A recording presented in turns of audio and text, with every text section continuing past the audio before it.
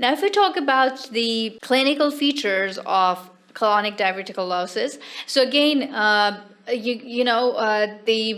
the features, clinical manifestations still remain the same. Maybe the patient is asymptomatic or incidental finding, or the patient can present to you with a chronic ulcerations or pain and chronic abdominal pain, or there is acute abdomen owing to perforation, bleeding, hemorrhage, or because of the intestinal obstruction. So there is a classification, which is Hansen and Stock classification of the colonic diverticular disease, which is trying to basically divide this colonic diverticulitis into different stages. So we've got the 4 stages.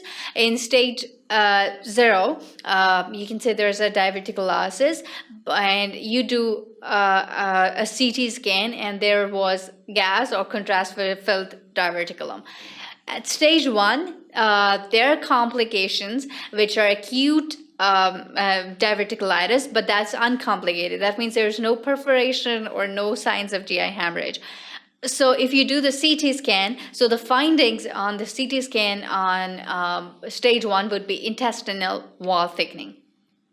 Then we got the stage 2, and it's a complicated diverticulitis, and that means the patient has developed intestinal obstruction or perforation or hemorrhage.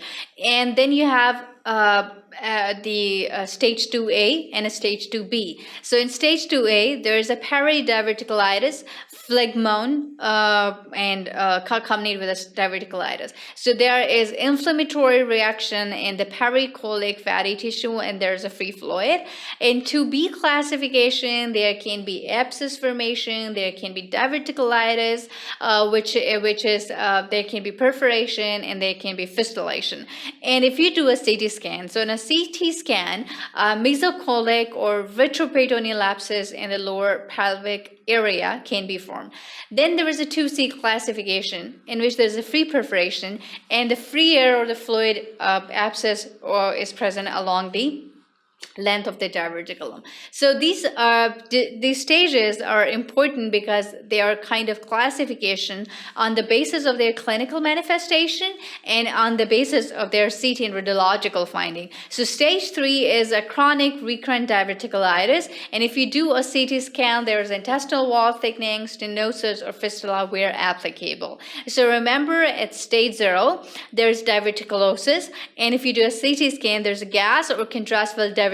Simple gas or contrast-filled diverticulum is present in case of stage 0. But in stage 1, the patient has acute diverticulitis, which is uncomplicated, and on CT scan, there would be intestinal wall thickening. In 2 is a complicated, and that's further divided into 2A, 2B, and 2C. And 2A is a peridiverticulitis, and there is a phlegmonous diverticular change is also present. And if you do the CT scan, there would be inflammatory reaction in the pericolic fatty tissue. In 2B, there is abscess, diverticulitis, perforation, or fistulation. And on CT scan, there's a mesocolic or retroperitoneal abscess in the lower pelvis most of the time. And in 2C, there's a free perforation. That means free air fluid levels are present where applicable, wherever this diverticulum is present.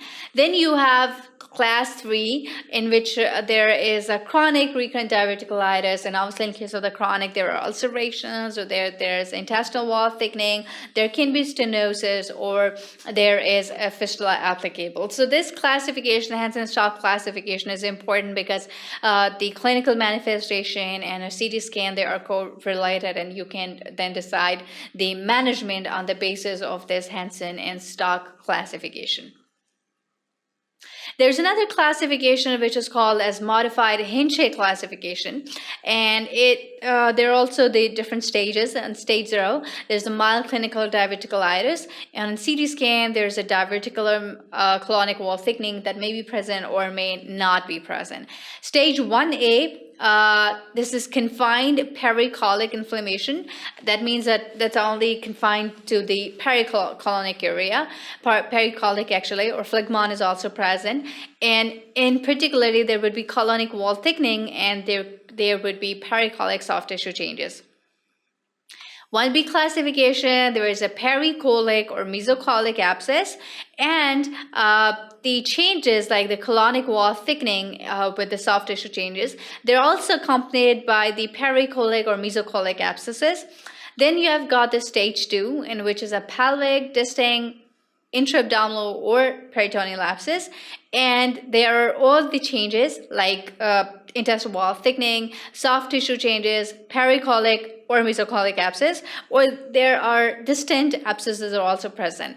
Then you have the stage 3, in which is there's a generalized purulent peritonitis, and there is a free gas associated with the localized or generalized ascites and the peritoneal wall thickening. So this is modified Hinchey classification, which is also being followed. And then you have the stage 4 classification, in which there's a generalized fecal peritonitis. That means there's a fecal contamination of the abdominal cavity, and there would be findings which are free gas associated with a localized or generalized peritoneal wall thickening in a free fluid. So we have a lot of modifications, lot of classification systems. Initially, we talk about the Hansen-Stock classification. Its modified Hinchey classification is a little bit different from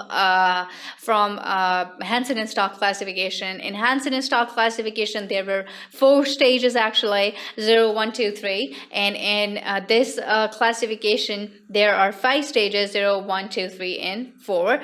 And it depends upon the, again, clinical manifestations and then combining with the CT scan findings. And this classification is actually helpful when you're trying to, plan for the management of the diverticulosis.